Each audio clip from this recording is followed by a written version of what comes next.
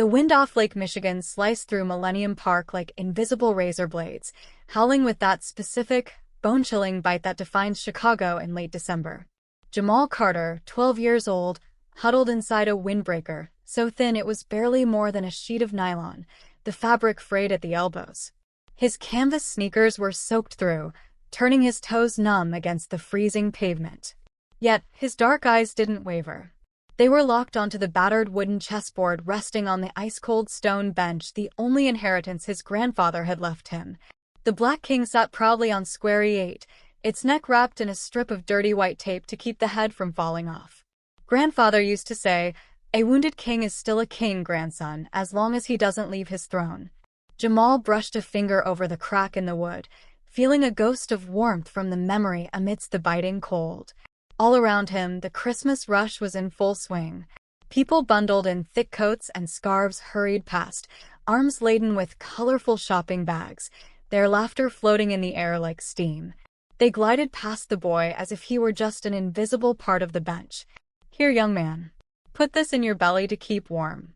Mrs. Etta, the kind-hearted black woman who sold roasted chestnuts from a cart at the park's edge, pressed a hot paper bag into Jamal's freezing hands. She had been watching him sit there for 3 hours. "Go home, child. The blizzard is coming. Your mama will be worried sick." "Thank you, Mrs. Etta." Jamal smiled, a rare expression that lit up his smudge-streaked face. "Just one more game. I'm solving Grandpa's last puzzle." Mrs. Etta shook her head with a sigh and pushed her cart away.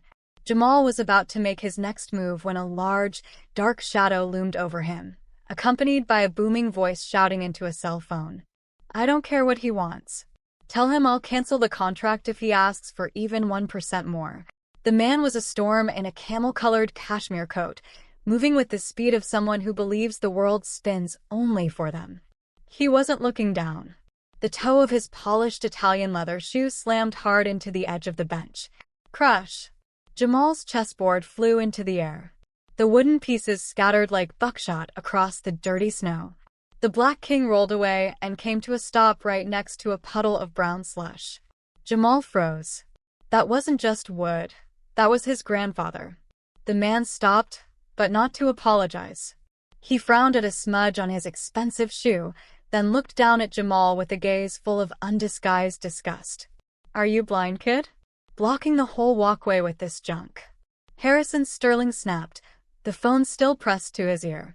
He reached into his coat pocket, pulled out a crisp green bill, crumpled it up, and tossed it at Jamal's feet. "Take this $100 and buy some new toys. And next time, stay out of the way of people who actually have somewhere to be." The $100 bill lay stark against the white snow. A fortune to Jamal. It was enough to buy groceries for a week, or maybe a pair of waterproof boots. The crowd began to slow down, whispering and pointing, but Jamal didn't grab the money. He knelt, carefully picked up the Black King, and wiped the mud off with the hem of his jacket. Then, he stood up straight, reached down, and retrieved the crumpled bill. Sterling smirked, ready to turn and walk away. "Sir." Jamal's voice rang out, clear and sharp, cutting through the whistling wind.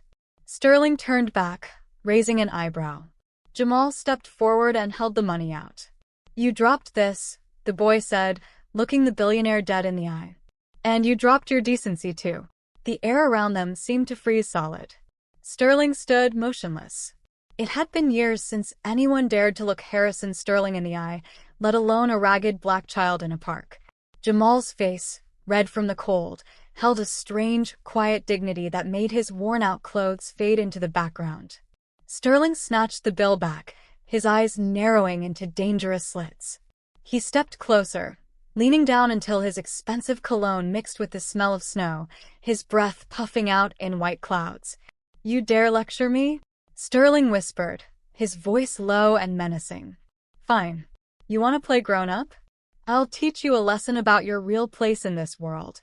The silence that had fallen over the park was thick, heavy, and suffocating, broken only by the distant, cheerful jingle of a Salvation Army bell that seemed completely out of place in the sudden tension. Harrison Sterling stared down at the boy, his jaw tightening as the insult settled into his ego like a hook. A crowd was gathering now, shoppers clutching Macy's bags, tourists with cameras, office workers rushing home, all drawn in by the spectacle of a billionaire squaring off against a child in rags. Sterling noticed the phones coming out, the camera lenses pointing in his direction. This was his stage, and he wasn't about to let a street kid steal the spotlight. He straightened his coat, a cruel, calculated smile slowly spreading across his face as an idea took root. "You talk big for someone whose entire net worth is currently freezing on the pavement," Sterling said, his voice loud enough for the back row of the gathering crowd to hear. He gestured grandly to the onlookers. "Since you have so much pride, let's see if you have the skill to back it up. You want a lesson? I'll give you the most expensive one of your life."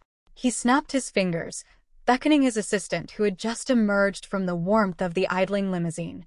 "Catherine, bring the set. The real one."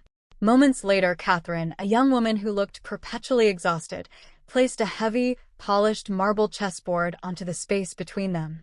It gleamed under the park lights, a stark, pristine contrast to Jamal's taped-up wooden warriors lying in the slush.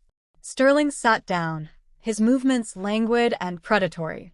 "Here is the deal," Sterling announced, his eyes locking onto Jamal's. "We play one game. If you win, which is a statistical impossibility, I will give you $100 million. Cash. My word as a sterling." The crowd gasped. A collective murmur of disbelief rippled through the cold air. 100 million. It was a number too big to comprehend, a fairy tale number. "But," Sterling leaned forward, his voice dropping to an icy whisper that carried the weight of a threat, "when I win, you will get down on your knees, right here in the snow, and apologize.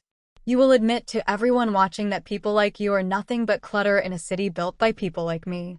Mrs. Etta stepped forward, her hand trembling as she reached for Jamal's shoulder. "Baby, don't do it. He's a shark. You don't need his money." Jamal looked at Mrs. Etta, then at the marble board. He thought of his mother, Sarah, probably scrubbing a toilet bowl right now on the 40th floor of a downtown office, her back screaming in pain, terrified of losing her job if she took a break. He thought of the drafty windows in their apartment that let the Chicago winter bite at their skin all night long. He looked at Sterling, saw the arrogance, the certainty of victory. "Write it down," Jamal said softly. Sterling laughed, a sharp bark of amusement. "Catherine, draft a contract. Right now. Witnessed by..." He waved a dismissive hand at the crowd. "All these fine citizens of Chicago." Catherine pulled a tablet from her bag, her fingers flying across the screen with practiced efficiency, though her eyes held a flicker of pity for the boy. She held it up. "It's legally binding, Mr. Sterling. Are you sure?" "Sign it," Sterling ordered. He scrawled his signature with his finger, and Jamal did the same, his small, cold hand shaking just slightly. The game began. Sterling played white, moving his pieces with aggressive, practiced snaps. Click, click, click. The marble pieces sounded like gunshots in the quiet park. He played a fast, attacking opening, aiming to overwhelm the boy before he could even settle. Jamal played slower, his brow furrowed, his bare toes curling against the frozen pavement as he calculated. Sterling smirked, checking his watch, already bored. He took a pawn, then a knight. He was dissecting the boy's defense with the ease of a master butcher. Then, on move 15, Jamal did something that made the crowd whisper. He moved his bishop into a position where it was completely exposed, a free meal for Sterling's queen. Sterling paused, staring at the board. He looked at Jamal, seeing only a desperate, poor kid who had lost track of the game. "A blunder," Sterling chuckled, shaking his head with mock sympathy. "That's what happens when you don't have a proper education, son. You give away your assets for free." With a triumphant flourish, Sterling swept his queen across the board and captured the bishop. Check. Jamal didn't flinch. He didn't look scared. In fact, for the first time since the game started, the tension in his shoulders seemed to vanish. He reached out, his hand steady, and pushed his knight into the center of the board, a move that seemed harmless to the untrained eye but locked the center of the grid in a suffocating grip. Jamal finally looked up, his dark eyes burning with an intensity that made the billionaire's smile falter for a fraction of a second. "It wasn't a blunder, sir," Jamal said, his voice barely a whisper, yet it carried the weight of a judge passing a sentence. "You're so busy looking at what you can take, You didn't notice the trap you just walked into. The smirk on Harrison Sterling's face didn't disappear all at once. It eroded, piece by piece, like a sandcastle hit by a rising tide. He stared at the board, his brow furrowing as he traced the lines of attack Jamal had just opened up. He reached for his rook to counter, but his hand stopped mid-air. If he moved the rook, the boy's knight would fork his king and queen. He looked for an escape route for his king, but the pawn Jamal had quietly advanced 5 moves ago was now controlling the only flight square. The wind howled through the park, whipping snow into swirling dervishes around their feet, but Sterling suddenly felt incredibly hot. A bead of sweat trickled down his temple, freezing against his skin. You cheated," Sterling muttered, his voice tight. "You distracted me." "I just moved the pieces, sir," Jamal replied calmly. "Your move." The crowd, sensing the shift in power, pressed closer. The silence was absolute now. Even the traffic on Michigan Avenue seemed to fade into the background. Dozens of phones were held aloft, recording every twitch of the billionaire's jaw. Sterling's breathing became shallow. He was Harrison Sterling. He destroyed competitors, bought politicians, and reshaped skylines. He did not lose to children in parkas that were 2 sizes too small. He grabbed his bishop, slamming it down to block the attack. Jamal didn't hesitate. He slid his pawn forward. It reached the final rank. "Queen," Jamal whispered. He replaced the pawn with a captured piece to signify its promotion. Sterling's eyes widened. The board was locked down. Every avenue of escape was cut off. The trap was elegant, brutal, and completely inescapable. Jamal picked up his rook, the final nail in the coffin, and placed it gently on the H-file. "Checkmate." The word hung in the frozen air for a heartbeat, and then the park exploded. People screamed, clapped, and jumped up and down.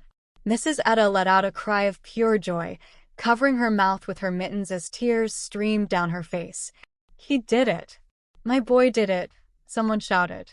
The live stream comments on the screens of the onlookers were scrolling so fast they were a blur of excitement. For a moment, Sterling just sat there, staring at the ruin of his game. The king was toppled. The wager was lost. The impossible had happened. Then, the shock turned into something uglier. His face flushed a deep, violent crimson. The veins in his neck bulged against his cashmere scarf. With a roar of pure, unadulterated rage, Sterling stood up and swept his arm across the table.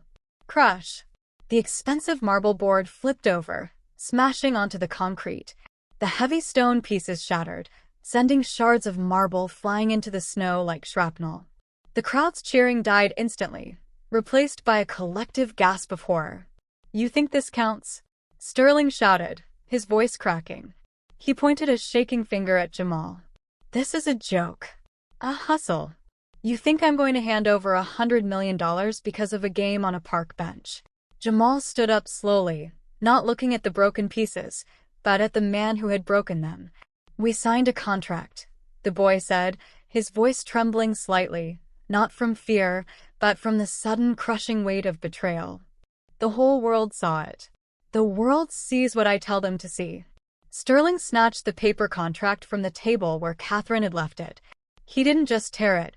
He shredded it, ripping the paper into tiny confetti that the wind immediately snatched away, mixing it with the falling snow.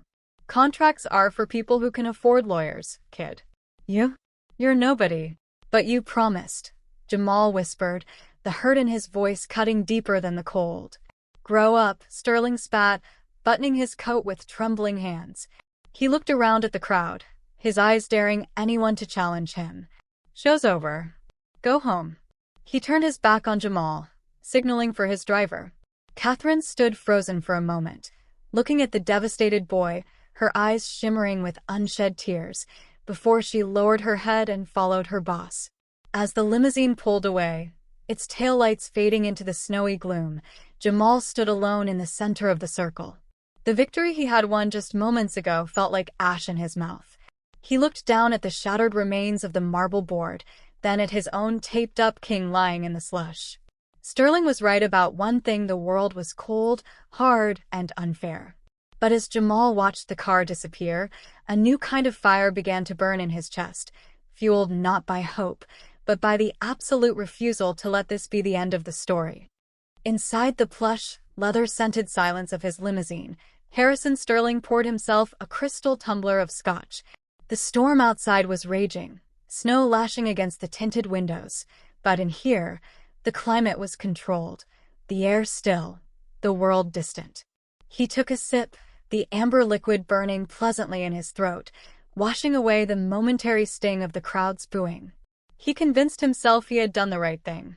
He had taught that boy a necessary lesson about the brutal nature of reality. Contracts without power are just paper. Dreams without capital are just delusions. He closed his eyes, leaning back, believing the incident was already fading into the past, just another anecdote to tell at a board meeting. He didn't know that the past was currently traveling at the speed of light through fiber-optic cables, igniting screens across the globe. By the time Sterling's car reached the financial district, the video of him tearing up the contract had been viewed 5 million times. It wasn't just a clip, it was a movement.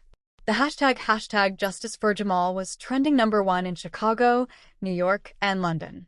The image of the crumpled $100 bill Sterling had thrown in Chapter 1 was now a meme, plastered next to his corporate headshot with captions that ranged from "The Grinch of Chicago" to "Wealth Without Worth." Miles away, in the sub-basement of the very skyscraper Sterling owned, Sarah Carter was dipping a mop into a bucket of gray, soapy water.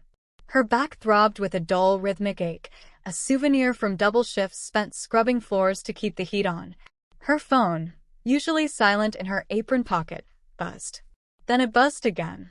And again. A relentless vibration that made her pause. Fearing an emergency, she wiped her hands on her uniform and pulled it out. A text from her sister contained only a link and 3 words. "Look at Jamal." Sarah pressed play. She watched, her hand flying to her mouth to stifle a sob, as her son, her brave, brilliant baby, sat in the freezing cold and outsmarted a billionaire. She saw the victory. She saw the smile. And then she saw the betrayal. She watched Sterling scream, smash the board, and shred the promise. The mop handle clattered to the floor, echoing in the empty hallway. Tears hot with anger streamed down her face. She didn't care about the money. She cared that a man who had everything had tried to steal the one thing her son had, his dignity. For the first time in 10 years, Sarah didn't finish her shift. She walked out the service door into the snow, heading home to her son. Back in the penthouse, the silence of Sterling's sanctuary was shattered. His personal phone, his work phone, and even the landline he never used were ringing in a discordant symphony. "Mr. Sterling," Catherine said, her voice trembling as she stood in the doorway of his study. She wasn't holding his schedule. She was holding her car keys. "Not now, Catherine. Tell the PR team to kill the story. Buy the rights to the video if you have to," Sterling snapped, scrolling through his tablet with horror. His company's stock had dropped 4% in 20 minutes. The board of directors was calling an emergency meeting. "You can't buy this, sir," Catherine said, her voice gaining a strength he had never heard before. She walked over to his desk and placed her keycard on the mahogany surface. "And I won't help you try to bury it. I quit." Sterling looked up, genuinely stunned. "You're walking away from a 6-figure salary?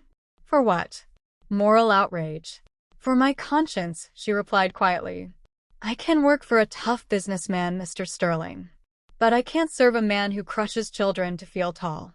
She turned and walked out, leaving him alone in the expansive, cold apartment. Sterling stood up, furious, ready to throw his glass against the wall, but his private cell phone rang again. He froze. The caller ID didn't say PR team or legal. It said mother. His mother lived in a nursing home in Florida, a place paid for by his millions, but she had never touched a penny of the allowance he sent her. She hadn't called him in 3 years. His hand shook as he swiped to answer. "Harrison." Her voice was frail, cracked with age, but it held the same steel that had raised him when they had nothing. "Turn on your television. Tell me that isn't my son acting like the landlords we used to run from." "Mother, it's complicated. It was just a game. It was a promise." She cut him off, her voice breaking. "I raised you to be a man of your word, Harrison. I watched that video. I saw that boy's shoes. They looked just like the ones your father wore when he came to this country. You haven't just shamed yourself tonight. You've shamed his memory. The line went dead. Sterling lowered the phone slowly. He looked out the floor-to-ceiling windows at the glittering skyline of Chicago, a city he thought he owned. But for the first time in decades, the view didn't make him feel powerful. It made him feel small. The bottle of scotch sat ignored on the glass coffee table. The ice melted into a watery pool. Harrison Sterling was no longer looking at the panoramic view of Chicago that usually made him feel like a god. Instead, he was sitting on the floor, his back against the cold leather of his designer sofa, holding a small, creased photograph that he had retrieved from the bottom of a locked drawer. It was a black-and-white picture of a man in work clothes, smiling wearily next to a cement mixer. His father. Sterling's thumb traced the man's boots, worn down, caked in mud, held together with duct tape. They looked exactly like the shoes Jamal had been wearing. For 40 years, Sterling had told himself he built his empire to honor his father, who had died on a construction site because the foreman cut corners on safety gear to save a few dollars. He had sworn, as a 12-year-old standing at a closed-casket funeral, that he would never be powerless again, that he would be the one making the rules. But tonight, in the silence of his empty penthouse, the ghost of that 12-year-old boy was screaming at him. He realized with a sickening jolt that he hadn't become the man his father wanted him to be. He had become the foreman who cut corners. He had become the man who looked at a person and saw only a cost, not a life. Across the city, in a cramped apartment where the heating vents rattled more than they blew warm air, the mood was drastically different. Sarah Carter sat at their chipped kitchen table, her phone glowing in the dim light. She scrolled through a fundraising page a stranger had set up. "Jamal, look at this," she whispered, her voice thick with disbelief. "People, strangers, they've donated $400,000. In 4 hours." Jamal sat on the floor, retaping the head of his black king. He looked up, his eyes tired. "That's a lot of money, Mama." "It's a new life, baby," Sarah said, reaching out to stroke his hair. "We can move. We can get you a tutor. I can buy you boots that actually fit. We don't need that man's money." Jamal stopped taping. He looked at the chessboard, at the pieces that had fought so bravely against the marble army. "It's nice, Mama. Really. But it's not the same." "How is it not the same?" Sarah asked gently. "It's help." "Because I won," Jamal said, his voice quiet but steady. "I played the game. I followed the rules." He looked me in the eye and promised. If we take the charity money and let him walk away, it means his promise never mattered. It means rich people can lie and buy their way out of it, and poor people just have to be grateful for whatever scraps they get. He picked up the knight. "I don't want charity, Mama. I want him to admit I beat him." Back in the penthouse, Sterling's phone buzzed again. It was his lead attorney, a man named Marcus, who was known as the Shark. "Harrison, good news." The lawyer's voice was brisk and confident. "We found a loophole. The boy is a minor. Legally, he can't enter into a gambling contract. We can declare the whole wager void ab initio. We'll issue a statement calling it a misunderstood educational demonstration. We can drag this out in court for 5 years. They don't have the money to fight us. You won't have to pay a dime." Sterling listened to this strategy. It was brilliant. It was ruthless. It was exactly the kind of move he had used to build his fortune. It was the move of a winner. He looked down at the photograph of his father's taped-up boots. He thought about his mother's voice trembling with shame. He thought about the look in Jamal's eyes, not fear, but a disappointment so deep it felt like a judgment. "No," Sterling said. There was a stunned silence on the other end. "Excuse me?" "Harrison, I'm telling you, we can win this." "I said no." Sterling stood up, his knees cracking slightly. He walked to the window, seeing his own reflection against the night sky. He looked old. Not in years, but in spirit. "Drop the defense, Marcus. Draft a settlement agreement. And call the press. Not the PR team, the actual press." "Harrison, are you sure? This is professional suicide. You're admitting liability." "I'm admitting I was wrong," Sterling said, his voice finding a firmness it hadn't held in years. "Set up a press conference for tomorrow morning. Christmas Day. In the lobby of the Sterling Tower. And send a car for the boy and his mother. I don't want them taking the bus." He hung up before the lawyer could argue. The apartment was still cold, and he was still alone. But for the first time since he walked away from that park bench, the suffocating weight on his chest began to lift. He walked over to the fireplace, which had never been used, and placed the shredded remains of his pride on the mantel. Tomorrow he would lose a fortune. But if he was lucky, he might just get his soul back. The lobby of the Sterling Tower was transformed into a fortress of light. A 30-foot Christmas tree stood in the center, adorned with crystal ornaments that caught the glare of 100 camera flashes. The air buzzed with the nervous energy of reporters who smelled blood in the water. But when the revolving doors spun and Jamal Carter walked in, flanked by his mother and Mrs. Etta, the room fell into a hush so profound it felt like a church. Jamal wore a clean, pressed button-down shirt that was slightly too big for him, and brand-new winter boots purchased not with charity money, but with Mrs. Etta's savings, because she insisted he walk into this building like a king. Harrison Sterling stood at the podium, looking out at the sea of lenses. He looked tired.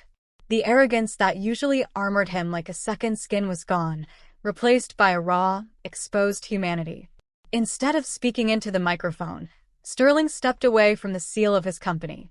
He walked down the marble steps, ignoring the frantic whispers of his PR team, until he stood directly in front of the 12-year-old boy. Slowly, painfully, the billionaire lowered himself onto one knee. The cameras went wild, the shutters clicking like a swarm of cicadas, but Sterling didn't look at them. He looked only at Jamal. "I spent my whole life building this tower so I could look down on the world," Sterling said, his voice cracking with emotion that the microphones barely picked up. "But yesterday, sitting in a park, a boy with nothing but a taped-up chess piece taught me that I've been looking in the wrong direction." Sterling reached into his jacket pocket. He didn't pull out a lawyer's letter. He pulled out a check. It was simple, rectangular, and worth $100 million. "This is yours, Jamal. You won it fairly. You earned it bravely." Sterling placed the check in Jamal's hand, then covered it with his own. "But money is just paper. It can replace a chessboard, but it can't fix a broken promise. So I am also announcing the creation of the Carter Foundation for Inner-City Youth. It will be funded with half of my personal shares in this company. And I would be honored if your mother would sit on the board to ensure I never lose my way again." Sarah gasped, her hand flying to her chest. Mrs. Etta nodded, a satisfied smile on her face, as if she had known this would happen all along. Jamal looked at the check. It was freedom. It was a future. But then he looked at Sterling, seeing the tears standing in the older man's eyes. "Thank you, Mr. Sterling," Jamal said softly. He didn't jump or cheer. He extended his hand, the hand of an equal. "My grandfather used to say that the most important move isn't the one that starts the game, but the one that ends it. You made a good move today."